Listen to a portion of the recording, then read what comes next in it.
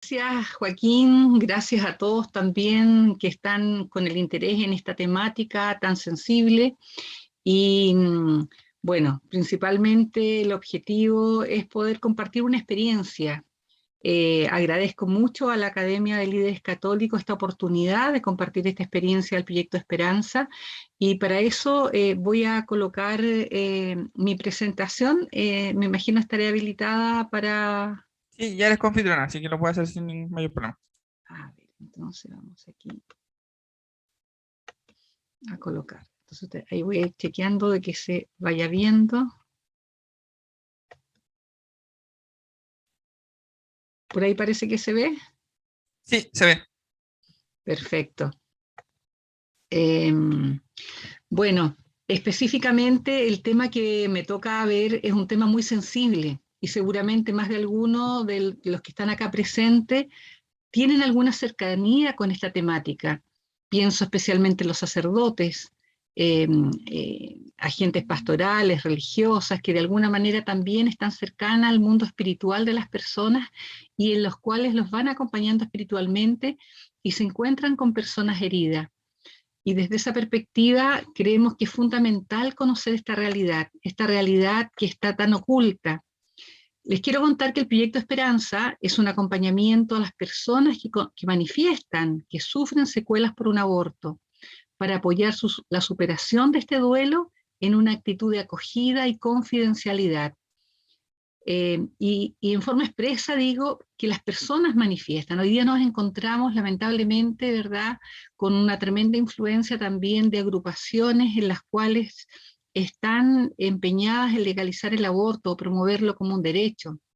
Nos está pasando también hoy día en nuestro país, en que incluso se está colocando como un derecho en el borrador de constitución política, y así también en los otros países de América Latina en que se pretende avanzar con una agenda en la cual, como decía San Juan Pablo II, contraria a la vida, legalizando el aborto, la eutanasia. Desde esta perspectiva, eh, acá señalo justamente de que esta no es una propuesta de una agrupación, acá son personas que manifiestan que sufren. ¿Cómo ser indolentes? ¿Cómo ser ciegos frente al dolor de personas? Se mencionaba en mi presentación, yo soy trabajadora social, he trabajado en toda mi carrera profesional en sectores vulnerables en Santiago de Chile y de verdad nunca he escuchado un dolor más fuerte, más desgarrador, como es el dolor de una mujer, incluso también de un varón, que han pasado por la experiencia de un aborto, pero siempre acompañado de una frase previa, donde dicen, esta es la primera vez que cuento esto a alguien. Y ese es un desafío, personas solas, aisladas, que sufren un dolor en silencio profundamente. Y es lo que quiere hoy en día dar respuesta al Proyecto Esperanza. Pero también mostrando, aquí recordando también las palabras del Papa Francisco, cuando nos dice que la Iglesia tiene que ser un verdadero hospital de campaña, que se instale en las realidades donde están, ¿verdad?, los sufrientes, poder acoger el dolor, escuchar y acompañar pastoralmente para que las personas puedan nuevamente recuperar su paz. De ahí que la misión del Proyecto Esperanza es ser un camino de reconciliación y de perdón al encuentro de la misericordia de Dios. Desde esta perspectiva, qué importante también es señalar, aquí, como lo decía la oración del inicio, es reconocer que estamos frente a un mal causado a un niño que no pudo nacer y también un mal a las segundas víctimas. Y desde esa perspectiva, reconociendo el derecho a la vida de todo ser humano desde su concepción, el Proyecto Esperanza, sabiendo de que hay un niño que lamentablemente ha fallecido por un aborto, también reconocemos esta segunda víctima para acompañarla. Y que se cumplan las palabras también de San Juan Pablo II, cuando la Carta a las Mujeres del año 95 decía, y le hablaba a aquellas mujeres que habían pasado por la experiencia de un aborto provocado. Mencionaba, una vez sanadas sus heridas, estas graves heridas por personas amigas, podrán estar en las primeras filas de la defensa de la vida. Porque qué mayor testimonio de ser una víctima de aquella persona que ha pasado por esa experiencia. Y aquí hacemos presente también el documento de Aparecida, que justamente nos habla de este tema, del cual también hemos tenido la posibilidad como Proyecto Esperanza de estar muy cerca del CELAM, del Consejo Episcopal Latinoamericano, y anteriormente el Departamento Familia, Vida y Juventud, en el cual ha sido parte del trabajo del Proyecto Esperanza y de conformar incluso una red panamericana de acompañamiento pastoral posaborto, y que se hace vida en el número 469, le traje el documento de Aparecida, que hoy día en esta nueva, ¿verdad?, instancia de sinodalidad, muchos laicos tenemos también que dar un aporte en esta temática. ¿Qué dice este número? Apoyar y acompañar pastoralmente y con especial ternura y solidaridad a las mujeres que han decidido no abortar y acoger con misericordia a aquellas que han abortado, para ayudarlas a sanar sus graves heridas e invitarlas a ser defensoras de la vida. El aborto hace dos víctimas, por cierto, el niño, pero también la madre. Es así que en este ámbito para nosotros es fundamental de que esto se siga extendiendo hacia toda América Latina y el Caribe, que no obstante el nacimiento del Proyecto Esperanza, que se inicia en Chile, fue para dar respuesta a personas concretas que en ese momento llegaban a los centros de acogida y de apoyo de mujeres embarazadas, de la cual desde mi juventud he estado en conexión y trabajando, primero desde el Movimiento Anónimo por la Vida, Chile es Vida, y posteriormente darnos cuenta de personas que pedían ayuda, que llegaban desesperadas y que necesitábamos dar una respuesta. Es ahí donde conocemos la experiencia de Proyecto Raquel, que nace en Milwaukee, en Estados Unidos, en el año 1984, y que en esta experiencia de conocer pudimos también, inspirándonos en este trabajo, iniciar el Proyecto Esperanza en Chile para dar respuesta. Importante hacer un homenaje, un reconocimiento a todo el trabajo de Vicky Turn, su fundadora, que ha fallecido justamente hace pocas semanas y que deja un tremendo legado a quienes hemos conocido su labor y a quienes también hemos seguido su huella para poder conmovernos. Porque esto es lo primero, cuando me preguntan cuál es el principal objetivo de tus exposiciones. Y fíjense, y si bien voy a mencionar algunos estudios que serían para más de una conferencia inclusive, creo que sin duda cuando hablamos de este tema, lo primero que hay que hacer es mirar con el corazón, conmovernos frente a un dolor silencioso que nadie ve. ¿Cómo llega la persona al Proyecto Esperanza y a la serie de otros programas que también están en América Latina de acompañamiento posaborto? La persona viene con un gran dolor, con temor, con incertidumbre, con vergüenza, pero también con una gran esperanza de encontrar consuelo, acogida y el deseo de liberarse de este gran peso, de salir de una pesadilla, porque eso es. Es una verdadera pesadilla que no recuerdan solo en algunos momentos, sino que es un continuo, a diario, donde todos los elementos alrededor pasan a ser un conector, es decir, un gatillante de un intenso despliegue emocional que le hace revivir este trauma que fue el momento del aborto. Así lo describe, por ejemplo, una persona. El dolor lo inunda todo, toda su vida, todo lo que hace, todo lo que mira. Todo está relacionado con la ausencia de un hijo. El dolor lo inunda todo, mi vida en torno al aborto. Antes vivía en un mundo de colores, hoy mi mundo es gris. Sin duda, y para esto es fundamental conocer qué dicen los estudios, cómo podemos hacer un diagnóstico de las secuelas cuando hay tanta controversia. Aparece 1, 2, 10, 20, a lo mejor estudios que nos muestran secuelas concretas, que pasan a ser una evidencia científica, pero de la misma manera aparecen otros estudios o agrupaciones señalando de que no existen estas secuelas o que se producen más secuelas después de un parto o, ¿verdad?, o de un embarazo. Sabemos que detrás de esto hay ideologías, intereses en que no se, ¿verdad?, den a conocer en forma efectiva con el reconocimiento como un síndrome, es decir, como un cuadro clínico que está descrito e incorporado en el manual de reconocimientos de patologías, ¿verdad?, de salud mental, como es actualmente en el DSM-5. Sin embargo, sabemos que las escuelas de psicología parecieran, lamentablemente, estar ciegas frente a esta realidad.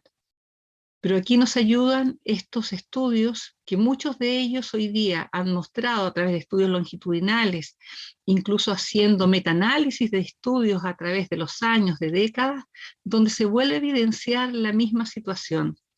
Fíjense que frente a esto es fundamental a lo menos tener, y esto puedo dejarlo junto a una bibliografía que voy a mencionar, y aquí recuerdo también que dentro de las preguntas aparecía, bueno, ¿qué pasa con el varón? Así que me preocupé especialmente de colocar información al respecto. Y tenemos estudios que evidencian ansiedad, uso y abuso de sustancias psicoactivas, depresión o conductas depresivas, conductas suicidas. Y en los últimos estudios del año 2018 de Raydon, algunas mujeres tienen problemas y que señala. Vamos a hablar de algunas mujeres, no vamos a decir todas, ¿ya? Algunas mujeres tienen problemas significativos de salud mental que son causadas, agravadas o complicadas por el aborto. Y eso no se puede negar.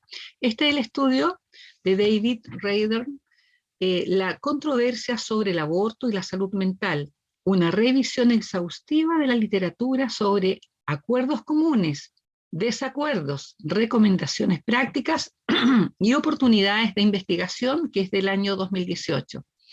Creo que esto nos muestra de alguna manera elementos de una realidad en la cual encontramos a mujeres y varones sufriendo. Nadie puede inventar el sufrimiento de tan fuerza que la propia persona llega incluso a alterar su vida cotidiana, su vida en el trabajo, su vida especialmente en la relación con los otros. Vamos a partir mirando desde una perspectiva de descripción general cuáles son las secuelas posaborto en la mujer. Hay un profundo daño a la autoestima, pesadillas, alteraciones en el sueño, desajuste en la relación con la familia o demás personas.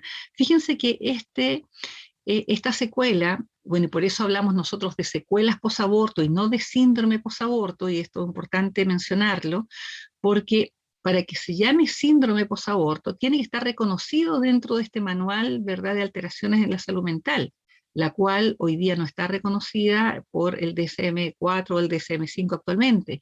Y desde esa perspectiva es muy importante mejor ser rigurosos. ¿Por qué? Porque si nosotros usamos una palabra que no es la correcta, la discusión se va a tornar en torno a lo que es la forma de la descripción de lo que estamos hablando. Y aquí lo importante es evidenciar cuál es la realidad de estas secuelas posaborto en la mujer, en el varón.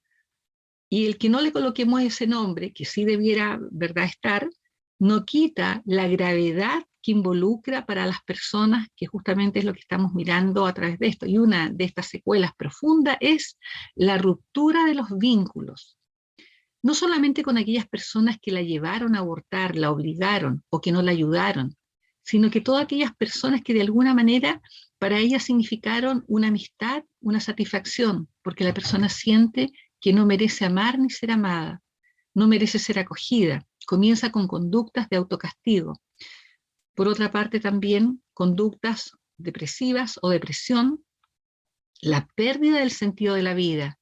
La mujer dice, antes del aborto, mi vida se ha convertido en un momento antes del aborto, que es este mundo de colores que mencionaba la persona anterior, y después del aborto, que es un mundo de oscuridad, es un mundo de tinieblas y donde se ha perdido el sentido de la vida. No sé para dónde camino, y aquí recuerdo de personas que he atendido. El Proyecto Esperanza nace en el año 1999, ya más de 20 años. Son muchas las personas que me ha tocado escuchar, no solamente a mujeres, también a varones. Y en estos relatos aparecen tantas frases que aparecen, ¿verdad? Y uno quisiera compartir para poder comprender. Y, por ejemplo, recuerdo una persona que decía, después del aborto quedé como parada frente a una muralla, ya no podía avanzar.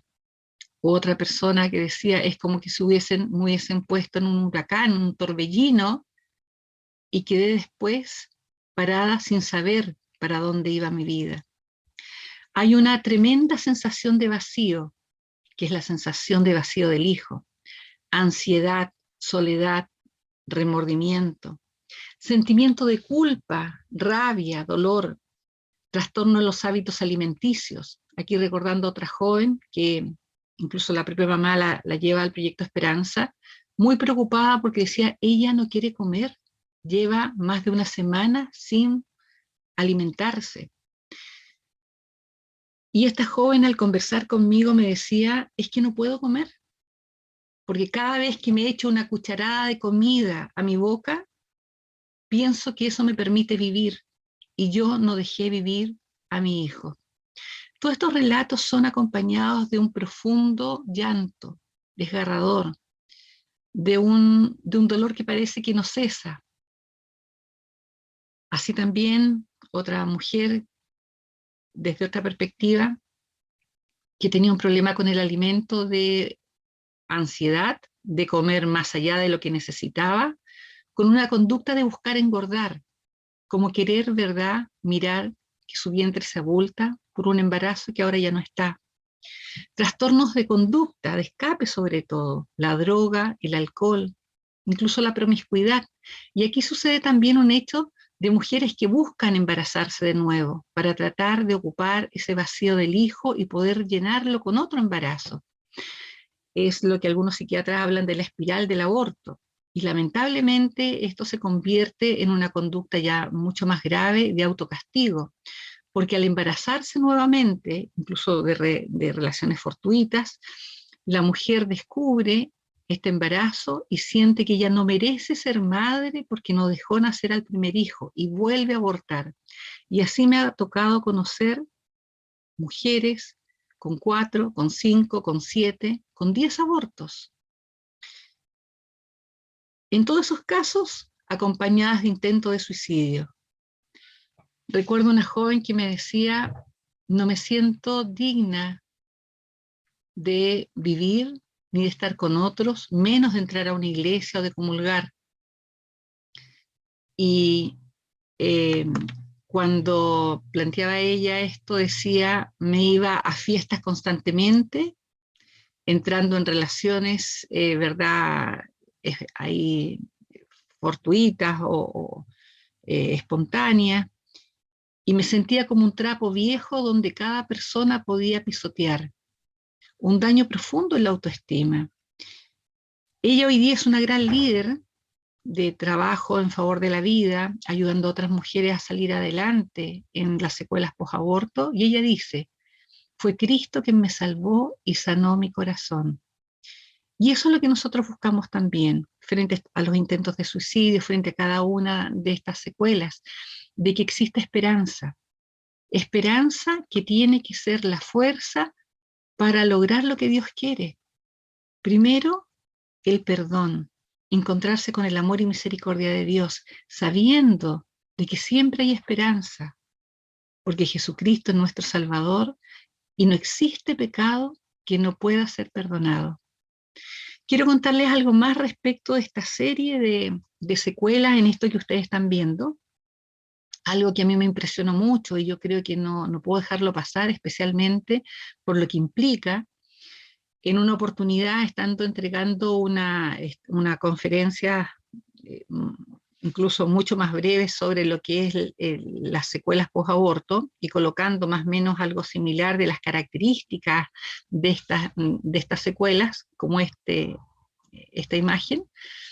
Al finalizar y en algún momento en que ya estaba más sola, se acerca una señora y me dice, con mucha dificultad, yo notaba, toco su brazo y le digo, parece que este tema es un poco difícil, y me dice, sí, lo que pasa es que esto nunca se lo contaba a nadie, ya han pasado 20 años, yo aborté. Y me dice, yo estoy impactada porque vi esa imagen, esa diapositiva donde aparecían todas las secuelas. Y aquí viene lo impresionante, que nos tiene que dar una alerta. Ella me dice, todas, desde la primera hasta la última, yo lo he vivido. y he estado con muchos psicólogos e incluso con psiquiatras, supuestamente por una depresión. Y yo no sabía que todas esas secuelas eran producto del aborto que yo tuve hace 20 años. Eso es impactante.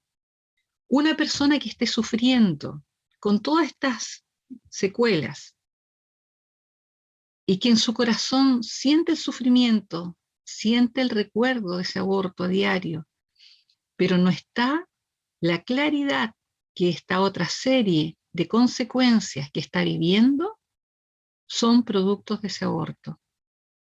Y ella me dice, ¿cómo nadie me había dicho de que todo lo que yo estaba viviendo y vivía con medicamentos, yendo al psicólogo, y nadie me había dicho que era producto del aborto? Incluso yo pensé que me estaba volviendo loca. Esas eran sus palabras.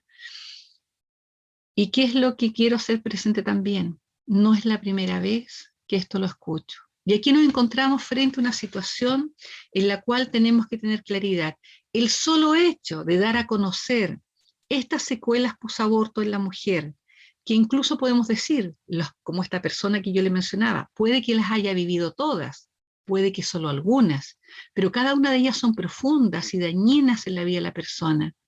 Tenemos que darlas a conocer, no solamente para prevenir el aborto, sino también como una forma de alertar, sobre todo a los jóvenes, el profundo daño que causa el aborto.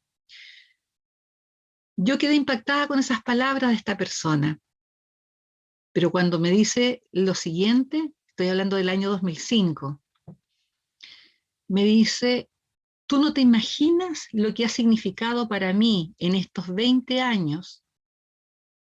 ¿Sabes qué es lo primero que hago todos los días al levantarme? Lo primero que hago es planificar de qué manera ese día me podría suicidar. Impresionante. Una verdadera tortura.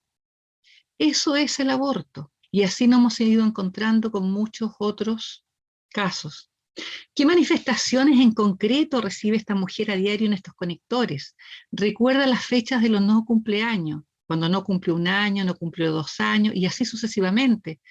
Tenemos recuerdo con mi marido, al estar en estas labores, tener experiencias de llamados telefónicos de personas que hemos atendido y nos llaman, después de haber sido atendidas,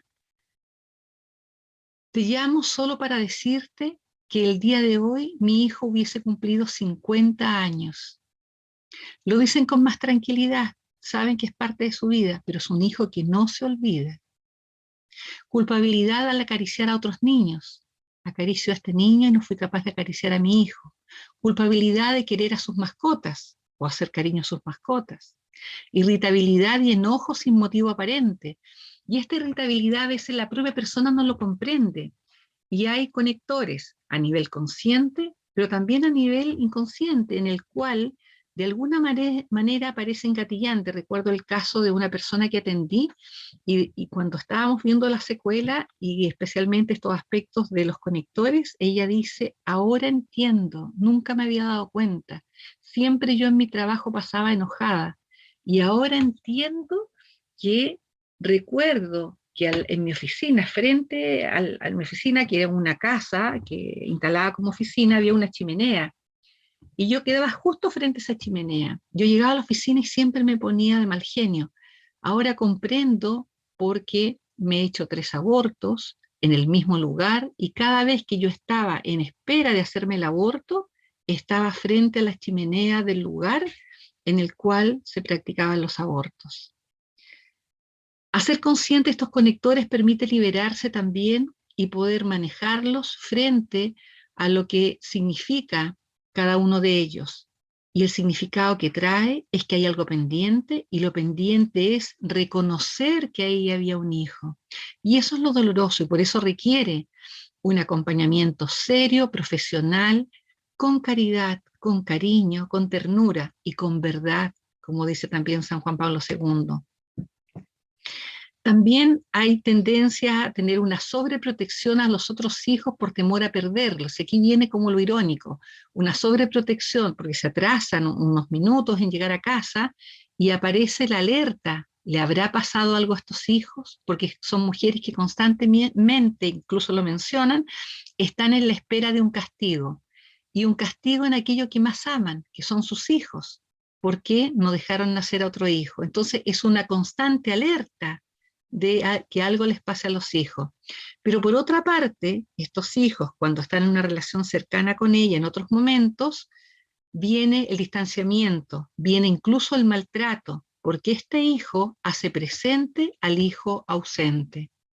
Hay pérdida de interés por el trabajo, y esto muy relacionado con la pérdida de verdad o el sentido, pérdida del sentido de la vida. Aquí vamos a ver un testimonio que dice: no es fácil vivir toda tu vida con una carga tan pesada que a veces no te queda tiempo para pensar en nada más. No es fácil vivir toda tu vida sintiendo que tienes algo que ocultar. No es fácil el sentirse seca, podrida y muerta por dentro. No es fácil el creer que uno no está capacitada para amar. No es fácil el pensar que uno no debería estar acá o que la vida no fue hecha para ti. Es impresionante cómo este relato muestra esta sensación de muerte interior, una sensación en que la persona, ¿verdad?, está muerta por dentro.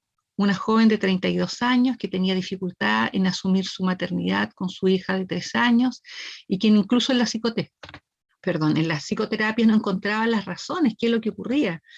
Solo a través de un test de Rorschach pudieron descubrir de que ella tenía un conflicto con la maternidad. Después de varias sesiones, cuando la psicóloga le menciona eso, ella dice, llorando: yo aborté hace 10 años, pero era un tema que no había salido, y no era porque no lo recordara, sino que siempre hay mucha vergüenza a mencionar este hecho que ha sido parte de su vida.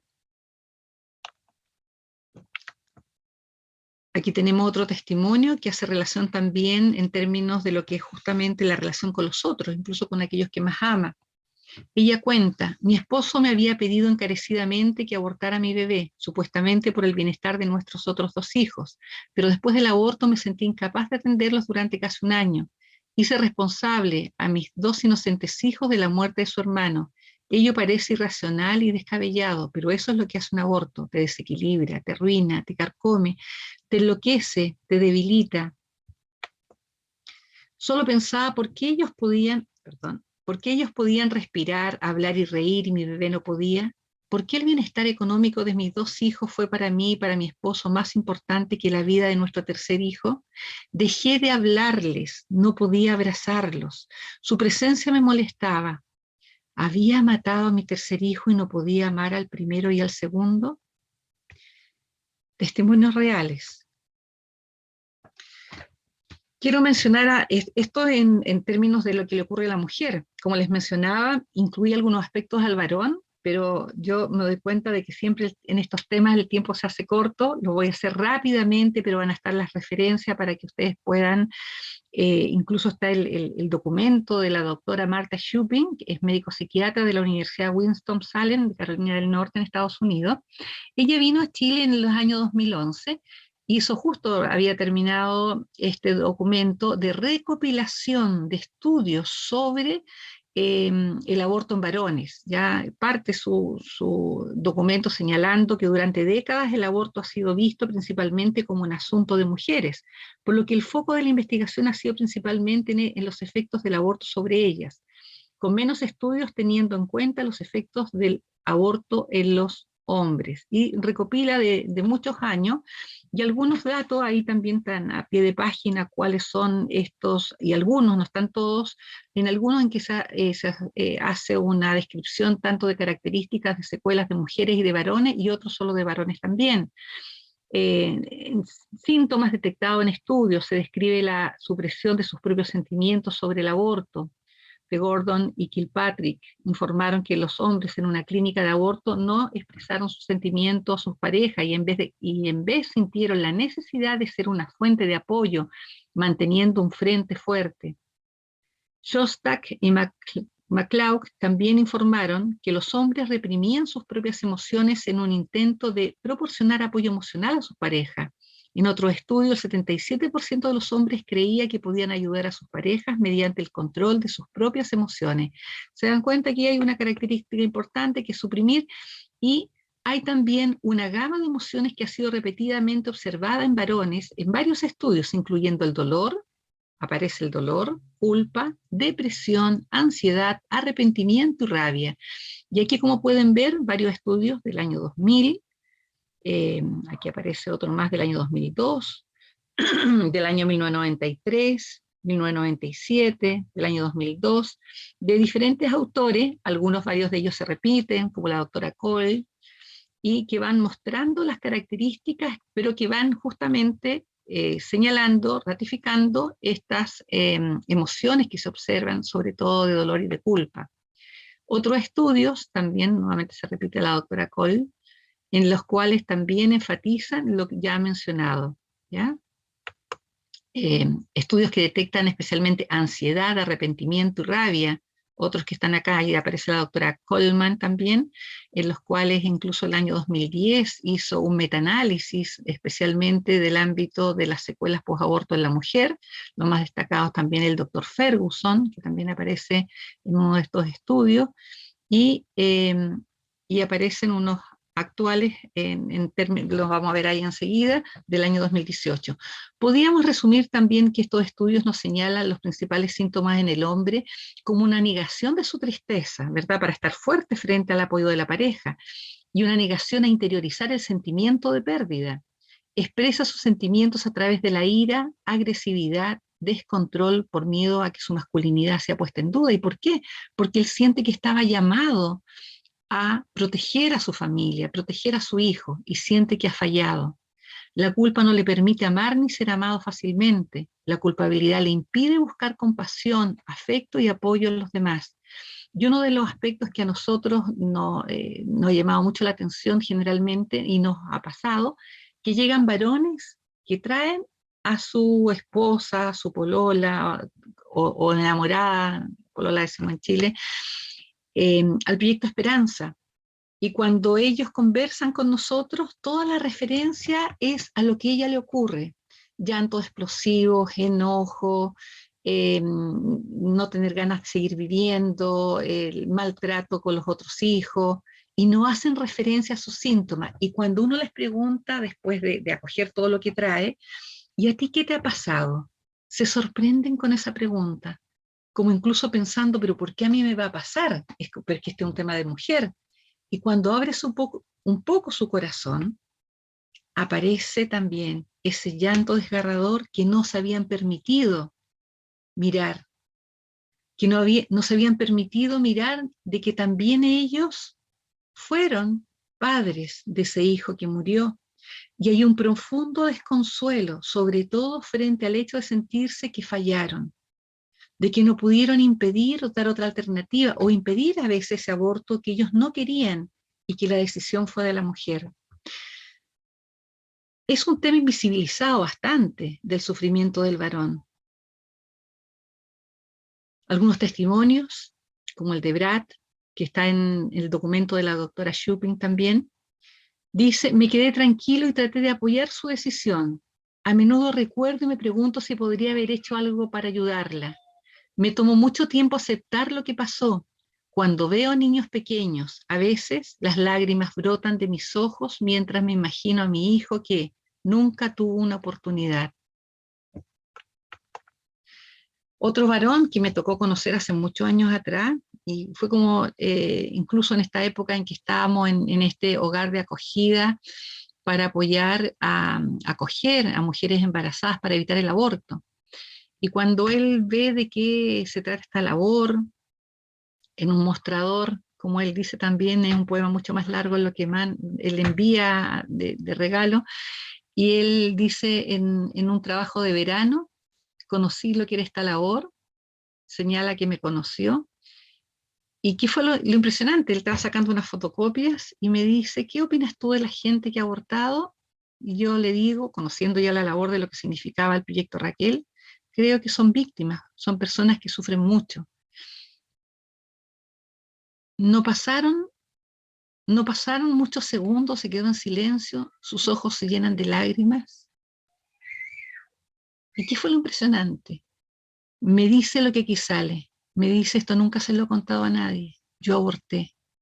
Hace 5 años habían pasado ese aborto y él después manda un poema mucho más largo, pero aquí resume lo que a él le ocurre. Él dice, yo aborté, maté a mi hijo de 1 mes, un hijo gestado con amor. Yo aún lloro a mi hijo y no sé a qué basurero ir a visitarlo.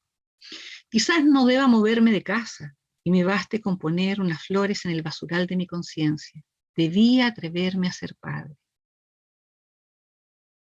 Nos muestra un sufrimiento profundo. Y son muchas las personas que están viviendo esto. Bueno, hay otros estudios como este del 2010, que examinó 374 mujeres y 198 hombres para síntomas específicos del trastorno de estrés postraumático. Hay personas que dicen, no, es que no existen ni las secuelas, ni el síndrome posaborto. A lo menos hablemos en lo que la ciencia reconoce. Existe el estrés, el trastorno de estrés postraumático. Y en este estudio, el 54,9% de las mujeres y el 43,4% de los hombres reunían criterios de diagnóstico en el DSM-4 o ya DSM-5 de trastorno de estrés postraumático.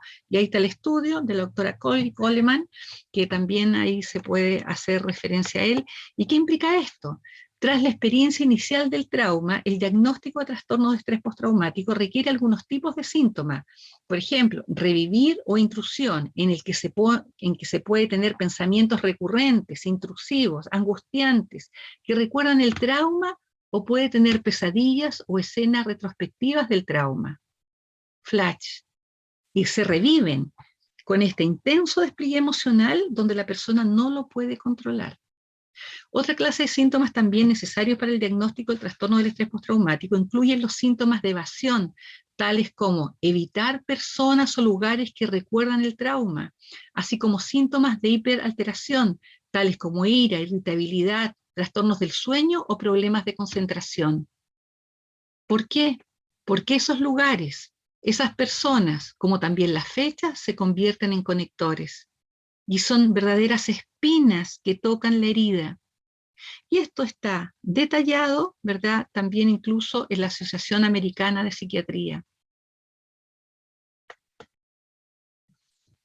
Yo siento que no alcanzo en los minutos que me quedan, pero haré el esfuerzo porque sin duda, miren, lo anterior es importante, pero la verdad que siento que lo que viene ahora es doblemente importante y les pido, ¿verdad?, en ese sentido, que me acompañen en recorrer este camino que nos da esperanza, porque esta sanación, especialmente para tratar las secuelas post-aborto, requieren no solo del humano, no solo de una atención psicológica, sino que especialmente espiritual por el impacto que esto tiene.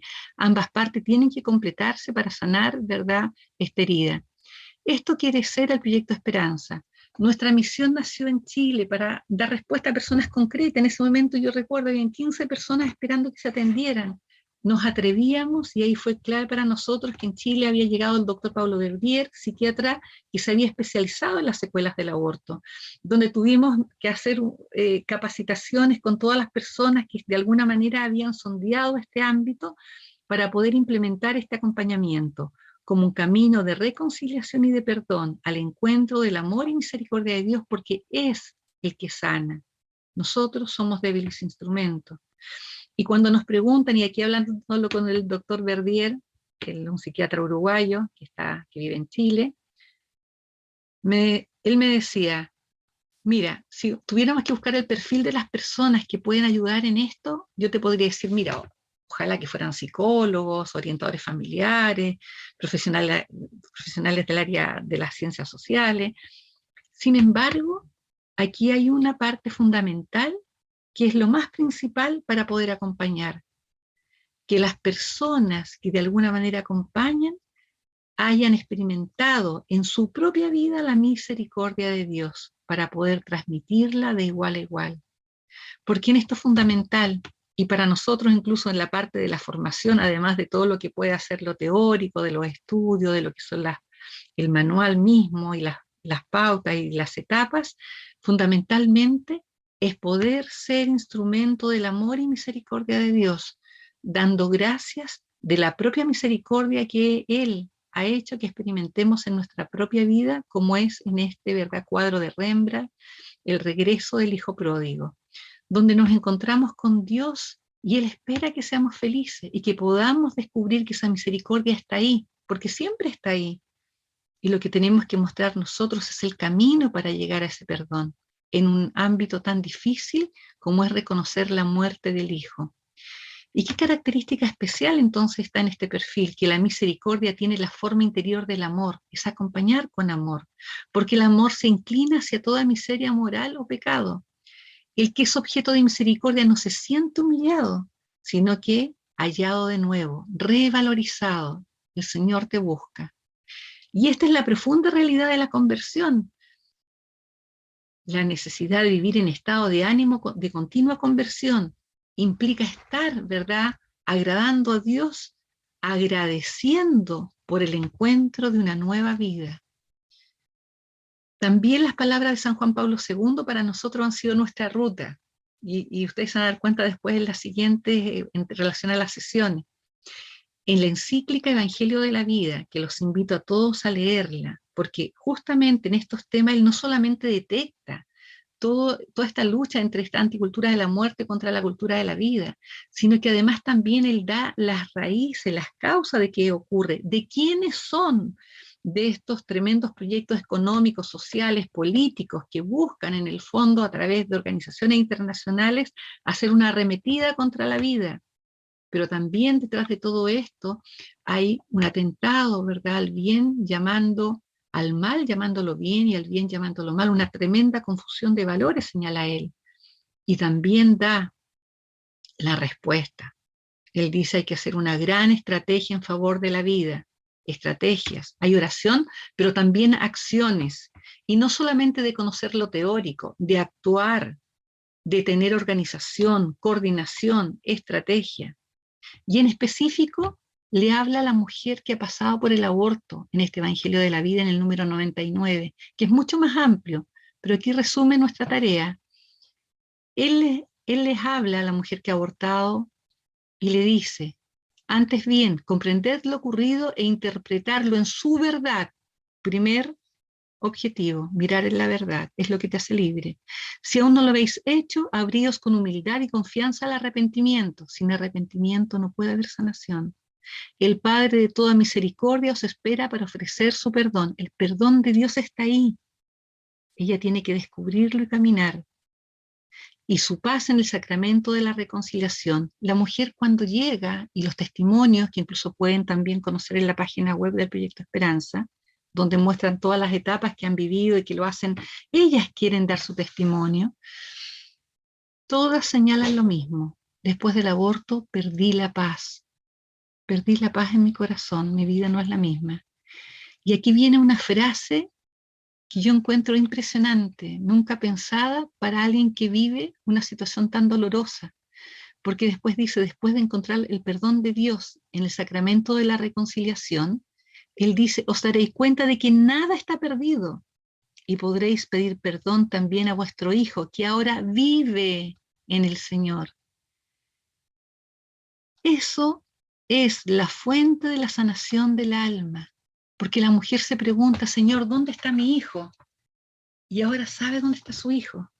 Él vive en el Señor y más todavía, es Él quien intercede por la madre para sanar su corazón, porque su hijo está entre los santos.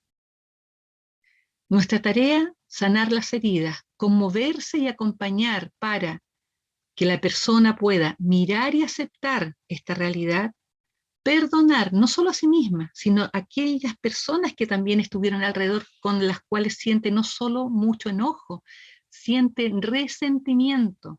Y quienes saben de las neurociencias saben que el resentimiento es un veneno, no solamente para el alma, sino que también incluso fisiológico para el cuerpo. Integrar esta realidad en su historia, en su vida, y de esa manera convertirla en una oportunidad para una misión de amor donde vive su hijo, y con ello restaurar los vínculos, no solo con Dios y con su hijo, sino que también los vínculos con aquellas que la rodean. Un aborto inducido provoca un profundo daño psicológico en la mujer al destruir el vínculo físico, pero no desaparece el vínculo emocional. Entonces es una experiencia envuelta en mecanismos de defensa, racionalizar o negar los efectos para no reconocer y así atenuar el dolor, porque busca formas de atenuar el dolor y se da cuenta que no es fácil. De esta manera necesita ir buscando estos mecanismos, al punto incluso de llevar a otras mujeres a abortar o a sus propias hijas como una forma de validar el aborto. Esta imagen es muy hermosa, del escultor eslovaco Martin Hudacek, de Eslovaquia, y que representa a la mujer en el encuentro con este hijo, con esta hija, que le da su perdón. Y esas lágrimas son de emoción. Y aquí está la frase de una mujer que conocí en Argentina, que ella me decía: Elizabeth, existen ciudades invisibles donde vivimos muchas mujeres que hemos abortado, porque nadie ve nuestro dolor. Nosotros queremos verla y acompañarla. Sé que ya estoy en los últimos minutos. Señalar que en este ámbito también es importante tener presente que la mujer que ha experimentado el aborto tiende a justificar racionalmente para defenderse de este dolor, justifica esta decisión como lo mejor, pero en su sentir experimenta un profundo dolor. Hay una disociación entre lo que piensa y siente, y por ello aparecen estos casos de tendencia que me ha tocado tratar, de madres que, buscando un lugar donde llevar a su hija a abortar, y les he contado lo que significa la experiencia del aborto y el daño que le puede significar para ella. Recuerdo un caso ahí en que se pone a llorar y me dice: no me sigas diciendo todo lo que puede pasar, porque eso yo lo vivo. Y ella en un momento reacciona, integra, conecta y dice: Dios mío, ¿qué quería hacer? Es decir, una decisión en la que estaba tomando respecto de su hija, y ella dice: pero si yo aborté, mi mamá abortó, mi tía abortó, mi abuela había abortado, y yo ahora llevaba a mi hija, y lo sentía que esto había que hacer, porque mi hija tiene 17 años, y ahora me doy cuenta, recién puedo mirar todo lo que yo he sufrido. Y ella pasó por el proyecto Esperanza para sanar su herida. La maternidad, y voy ya terminando, la maternidad es un proceso irreversible que busca florecer y ocurre cuando se acepta y se integra la existencia del hijo que fue, y así se entiende el profundo dolor que tiene esta mujer, que corresponde a un duelo por un hijo, porque díganme, ¿qué? Y uno lo puede preguntar en cualquier parte del mundo, ¿qué es lo más doloroso que le puede pasar a una persona? Que se muera un hijo. Al reconocer esta realidad, se inicia el proceso de reconciliación. Vamos aquí solamente, a esto lo he mencionado, las metas que se cumplen en el proyecto Esperanza, principalmente aquí está relacionado con enseñar y determinar entonces cuáles son los conectores personales del aborto, abandonar el dolor emocional reprimido, sacarlo y el enojo, la rabia, restaurar las relaciones rotas con Dios, consigo misma y con los demás, y establecer una relación con el niño no nacido, porque igual es un hijo. Y aquí nos dice en Amoris Laetitia el Papa Francisco que cada persona inicia su vida desde la concepción como un sueño de Dios para la eternidad. Por lo tanto, ¿verdad? Estas son las diferentes sesiones, y más adelante a lo mejor hay personas interesadas en hacer la capacitación del proyecto Esperanza. Son etapas que se realizan en el acompañamiento para mujeres y también para varones, en un acompañamiento individual, confidencial, que duran a lo menos 5 meses, 6 o 7 meses según cada persona, en un encuentro semanal en el que se va haciendo cada una de estas etapas y sesiones de acompañamiento para poder resignificar esta experiencia. De esta manera el niño como hijo ocupa su espacio, se sana el vínculo como madre y ahora como una madre espiritual en el que está presente. Y aquí termino con un testimonio de quien ha pasado por el proyecto Esperanza y dice: hoy, que esta misma persona que llevaba a su hija a abortar, que hizo después el proceso, y ella dice: hoy al hacer presente a mi hijo siento un descanso, una alegría y paz interior no imaginada. Me siento también físicamente bien, y esto por cierto es un reflejo de lo reconfortada que estoy espiritualmente. Todo esto me hace sentir tan afortunada que puedo mirar la vida con otra cara, otros ojos, que hacen de mí una mejor persona, y eso puedo entregarlo a quienes conmigo están y principalmente hacer concreto a mi hijo con mi amor todo el tiempo que de vida tenga. Un hijo que pasa a tener nombre, ¿ya? Cristo me liberó de la pena y el dolor del aborto. Me recuerda también de mi obligación de dar esperanza a aquellos que siguen sufriendo para ayudarles a encontrar el camino que conduce al refugio y la paz del corazón de Jesús. Bien, los afiches, ya mencionaba, el proyecto Esperanza está en 15 países de América Latina y el Caribe, y también se ha hecho esta campaña de difusión con este afiche que también está a disposición digitalmente para quienes lo quisieran tener en sus países. Hay un libro que lo pueden descargar de la página web y hay un memorial también acá en Chile. Señor, ¿dónde está mi hijo? Ahí está la historia, lo que ya les he mencionado, una capilla que tenemos a cargo, Nuestra Señora la Dulce Espera, que es en este Santuario por la Vida que está acá en Chile. Y ahí los datos del proyecto Esperanza para lo que pueda necesitar en términos, está también ahí mi correo electrónico y estos testimonios que le he mencionado en www.proesperanza.org.